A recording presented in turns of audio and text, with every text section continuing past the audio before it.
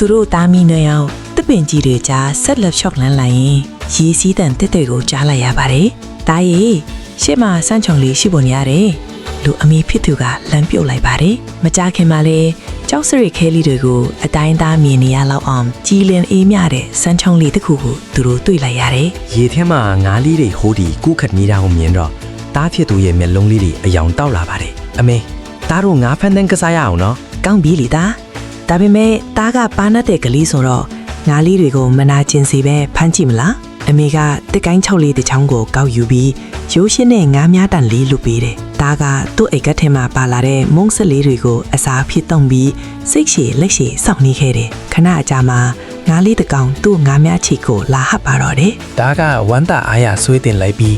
ငါးလေးကိုသူ့လက်ဖွားဖွန်မှာခဏလောက်တင်ကြည့်တယ်ပြီးတော့မှမင်းလွတ်လွတ်လပ်လပ်ထွားတော့နော်လူတိုးတိုးလေးပြောပြီးရေသေးကိုရင်းသားစွာပြန်လွတ်ပေးလိုက်ပါတယ် အမေကသားရဲ့ကျင်နာတက်ပြီးစဉ်းစားဆင်ခြင်ဉာဏ်ရှိတဲ့လူရက်ကိုကြည့်ရင်ပီတိဖြစ်စွာပြုံးလိုက်ပါတယ်